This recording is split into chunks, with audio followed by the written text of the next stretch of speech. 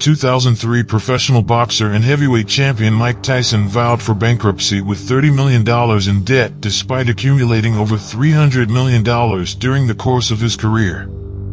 Which poses a great question about money itself, because a great deal of our actions or our motivations in life have an underlying desire or need to acquire it. But what's the point in acquiring it if the great issue seems to be with our ability to manage it? Americans now have the highest credit card debt in history. But consider for a moment your own attitude towards money and how money exists in your own life. What is money to you? Does it seem to enter your life and immediately leave once you have it? Has it ever placed you in a vulnerable position of vulnerability that drew you closer to a get-rich-quick scheme or a guru telling you that you can get rich if you just bought their course? Whilst my entire channel aims to tackle these topics to some degree or another, I realize that our perceptions of money are sometimes more crucial than our ability to generate it, especially when our very brains are wired in such a way that prevents us from being financially sensible.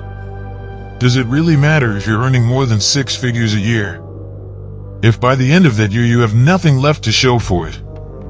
Where's the disconnect? It's time we solve that mystery, and not only that, but explore a better framework for understanding money. A framework commonly taught in personal finance, but oftentimes missed in formal education. A question: what is money, or rather what does money represent when you make a purchase from Amazon, when you're paid for your time working a job? What is the significance of money in these transactions? Money is commonly defined as a medium of exchange, an instrument that facilitates the sale, purchase, or trade of goods between parties. But I don't think this says much about what money actually represents. I think a better way of looking at money is an expression of value. You hand over a certain amount of money to purchase something because you perceive its value to be equivalent to the amount of money that you handed over. Of course, the price is often not determined by you as an individual, but the market as a whole.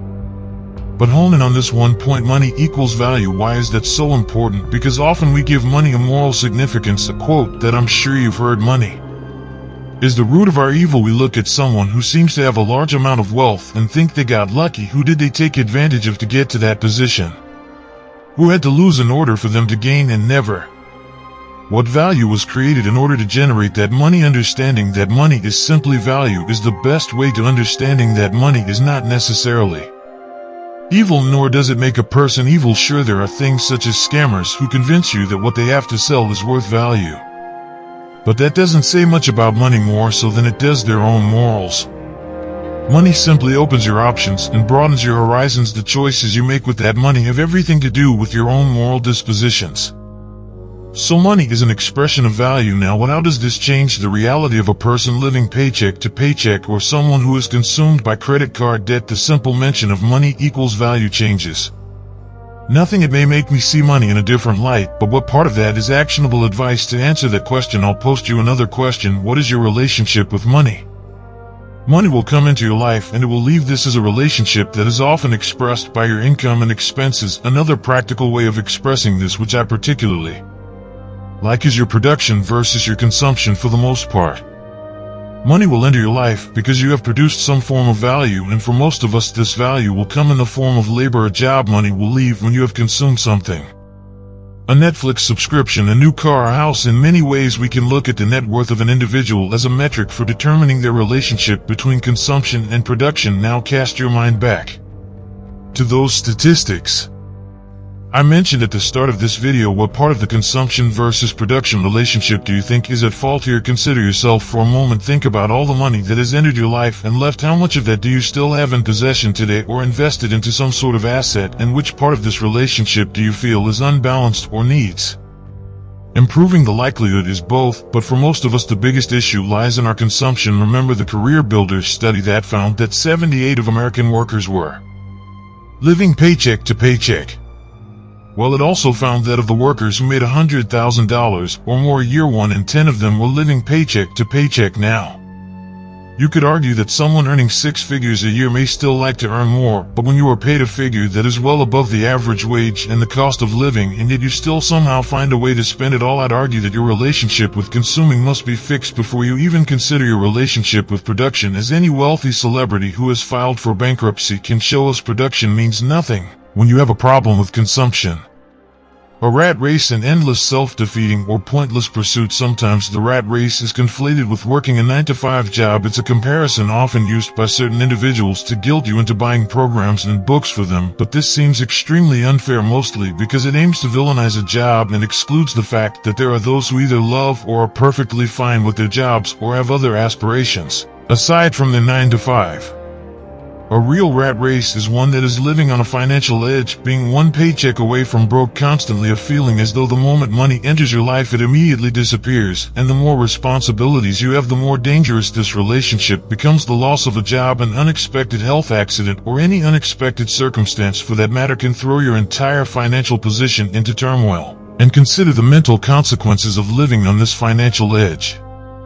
Your job no longer becomes an option, it becomes a necessity in order to keep funding your lifestyle or to keep paying off debt. To quote Tyler Durden from Fight Club, the things you won't end up only you. What's the silver lining? It doesn't have to continue like that. The first stepping stone in personal finance will have you drawing an awareness to your relationship with money. This is often done by journaling your monthly expenses, categorized as housing, transportation, food, utilities, entertainment, and so on. It's about understanding yourself as a consumer, but this part is tough in behavioral finance. This feeling can often be labeled as the ostrich effect, which is our tendency to want to avoid negative financial information.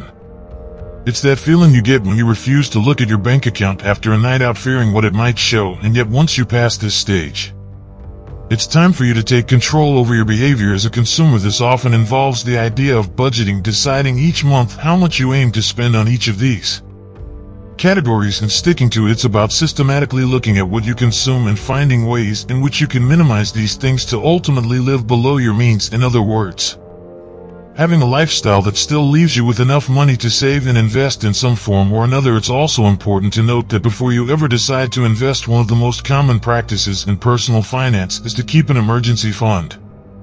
A specific amount of savings that you hold onto in case of an emergency. This fund would typically hold 3 to 6 months worth of expenses.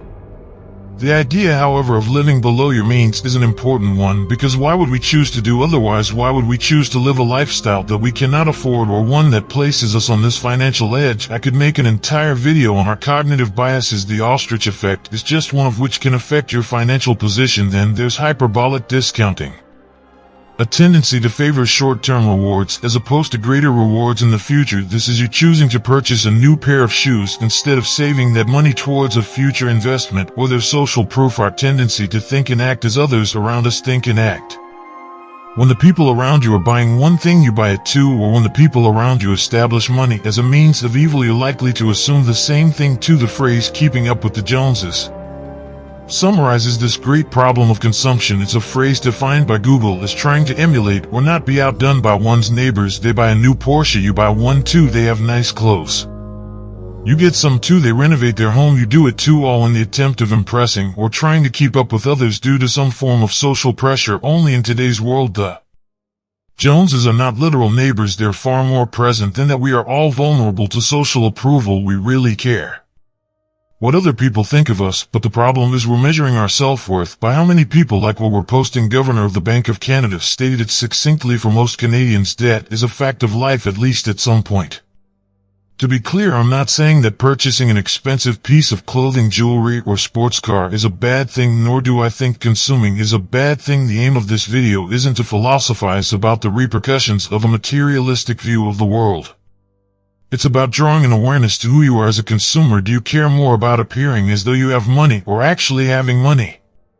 The rat race isn't about working a 9-to-5 job, but living life on such an edge that it means that you are chasing the next thing, whether a paycheck or a material possession, such that your greater life goals and ambitions are placed in the background in order to continue this race. A budget and keeping account of your expenses have proven time and time again to work and draw you out of this race. It's fun to talk about making money or imagining having as much wealth as possible, but what's the point when your relationship with money as a consumer means losing it all or having to work non-stop in order to fund that lifestyle? That is the real rat race. But with all of that being said, let's talk about making money now. The stuff we teach here and have for almost 30 years is proven. What's up, you guys? It's Graham here. So we got to take a moment and talk about what's going on in the stock market, because as we're finishing up the week, stocks, personal finance channels like Graham Stephan or Dave Ramsey are great for learning how to work on your consumption side of the equation. But if there was one thing I wish they spoke more about, It would be their ability to make money, and I understand why they don't do this. It's easier to reduce your expenses and the amount that you consume than it is to increase your income. When speaking to a mass audience, giving the advice that will work for most people is typically the best choice. We see that there are entire communities built up around focusing on frugality. The FIRE community is one example of this, a movement that adopts the strategy of living extremely frugally, saving and investing as early as possible with the intentions of retiring as early as possible. Minimalists also share a similar view to the FIRE community, although more deep-rooted in philosophical positions about the world and materialism at large. People like Graham Stephan or Dave Ramsey promote strategies that fall in the spectrum of living frugally, saving a lot of money and investing in the long run, and there's nothing inherently wrong with this strategy. It works for a wider range of people with varying degrees of income, but let's be honest, Graham Stephan doesn't rely on cutting coupons or living an incredibly frugal lifestyle to be making $100,000 to $200,000 a month from YouTube, nor does Dave Ramsey rely on these strategies to have an estimated net worth of $55 million. These people are utilizing a means of production at mass scale. In my video, The Untold Truth About Money, I talked about money being equivalent to your perceived value in the market, and the most impactful way of increasing your value is finding a problem in the market, creating a solution for that problem, and selling that solution to the market at scale. This is the entrepreneurial route. A successful business at scale is able to produce a large amount of value to a society such that your production side of the equation grows exponentially in comparison to a standard job. But this isn't a route that everyone can take, nor should they try to. It's about reflecting on your own capabilities and whether entrepreneurship is best suited to your direction. With that being said, increasing your production doesn't have to just come from the strict definition of a business. Graham Stephan uses YouTube as a vehicle to produce something, in this case videos about personal finance at mass scale. It's one reason that I chose to create videos on YouTube as well. It's a vehicle to produce something, in this case documentary-style videos at a mass scale, to a point where I can now do it full-time and build a business around it. Producing is about providing relative value to the market in some shape or form. I utilized my skills with acting, presenting, storytelling, and video editing to create videos that I hope to be somewhat entertaining and educational, and thankfully the market responded positively. Your form of production may be developing an app or software that is solving a problem you believe the market would pay money for its solution.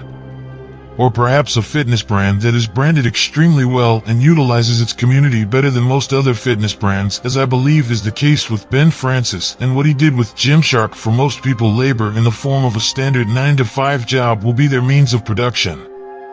But this doesn't mean that your ability to produce stops there. Understanding yourself as a producer is about understanding ways in which you can produce value to the market. If you can produce value at a large scale, then it means earning money at a large scale. The internet has thankfully provided a great deal of opportunity for us to be able to produce something and put it out to the market. Whether the market actually wants what you have produced can only be determined once you've released whatever it is that you've produced. So to summarize, it's first important to bring awareness to yourself as a consumer, understanding what you purchase and why you purchase by journaling your consumption, and then giving yourself a budget to manage and control that consumption. Producing then becomes a matter of maximizing the amount of value you can bring into society through a job, a business, or some other means of production. This is a framework that has helped